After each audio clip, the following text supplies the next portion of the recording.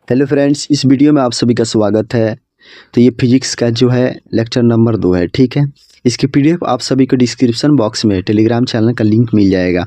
वहाँ से आप किसी वीडियो का पीडीएफ वहाँ से डाउनलोड कर सकते हैं, ठीक है। तो चलिए स्टार्ट करते हैं, ठीक है।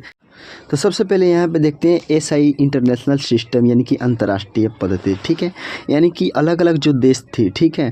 जैसे कि कोई देश में एमकेएस सिस्टम चल रहा था मापतौल के लिए, तो कोई देश में एफपीएस सिस्टम चल रहा था मापतौल के लिए, तो कोई देश में सीजीएस सिस्टम चल रहा था मापतौल के लिए, ठीक है। तो इसको दूर करने के लिए सारे देशों के द्वारा ये तय किया गया, ठीक है, कि एक इंटरनेशनल सिस्टम बनाया जाएगा मापतौल के लिए, ठीक है। और उसको सारे देश फॉलो करेंगे, ठीक है। तो चलिए, तो सबसे पहले यहाँ पे हम देखते हैं मूल मात्रक या फंडामेंटल यूनिट, ठीक है।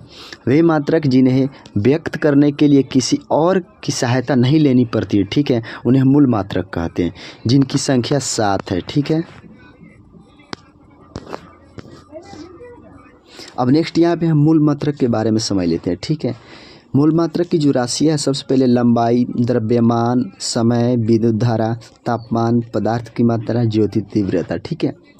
तो लंबाई की सबसे पहले मात्रक की हम बात करें तो मीटर होती है, ठीक है। द्रव्यमान की मात्रक की किग्रा होती है, ठीक है, यानी किलोग्राम। समय की मात्रक सेकेंड हो जाती है। विद्युत धारा का एसआई मात्रक एम्पियर हो जाता है। तापमान का एसआई मात्रक केल्विन हो जाती है। पदार्थ की मात्रा का एसआई मात्रक मोल हो जाती है। ज्योति तीव्रता का एसआई मात्रक कैंडला हो जाती है, ठीक है। सबसे पहले यहाँ पे देख लेते हैं कि मीटर को यहाँ पे संकेत जो है सिंबल एम से दर्शाया गया है। किलोग्राम को केजी से दर्शाया गया, सेकेंड को एस से दर्शाया गया, एम्पियर को ए से दर्शाया गया है, केल्विन को के से यहाँ पे दर्शाया गया है, मोल को एम ओ एल से दर्शाया गया है, कैंडेला को सी डी से दर्शाया गया है, ठीक है। इसकी बीमा के बारे में समझ लेते हैं। तो मीटर की जो बीमा होती है कैपिटल एल, ठीक है। किग्रा की भी बीमा कैपिटल एम, सेकेंड की बीमा कैपिटल टी, एम्पियर की बीमा कैपिटल ए, केल्विन की बीमा कैपिटल के, मोल की बीमा एम ओ एल, ठीक है। और उसके बाद में यहाँ पे देख लेते हैं कैंडेला की बीमा सी डी होती है, ठीक है।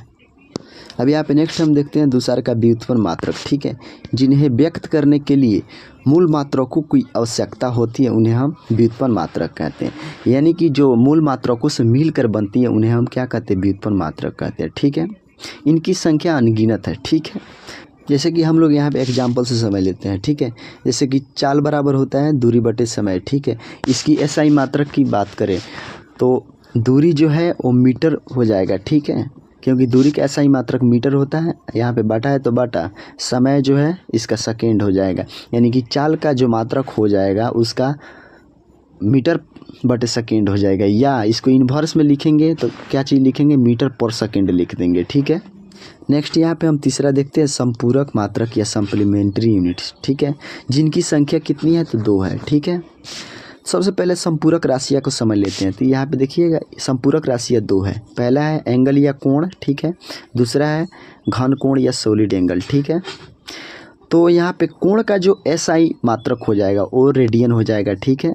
घन कोण का एसआई मात्रक हो जाएगा एस्टेरेडियन हो जाएगा, ठीक। नेक्स्ट हम देखते हैं चाल की बीमा, ठीक है। तो ये जो ब्रैकेट है, सबसे पहले ब्रैकेट में कोई भी बीमा लिखी जाती है, ठीक है। तो मीटर को यहाँ पे देखिए एल से डिनोट किया गया है, समय को टी से, यानी एल टी इनवर्स, ठीक है। या बराबर करके एल बटे टी यहाँ पे लिखा गया है, जो कि चाल की बीमा है, ठीक है। अब यहाँ पे देखिएगा अगर कोई संख्या बटे के ऊपर रहती है तो प्लस में होती है, फिर बटे के नीचे प्लस में, तो बराबर उसका वैल्यू भी प्लस आ जाएगा, ठीक है। प्लस अगर बटा के ऊपर है और बटे के नीचे माइनस है तो बराबर में यहाँ पे माइनस उसका वैल्यू आ जाएगा, ठीक है। उसके बाद में अगर बटा के ऊपर माइनस है फिर बटे के नीचे प्लस है तो उसका वैल्यू भी माइनस आ जाएगा, ठीक है। फिर बटा के ऊपर माइनस है फिर बटे के नीचे माइनस है तो उसका वैल्यू प्लस आ जाएगा, ठीक है।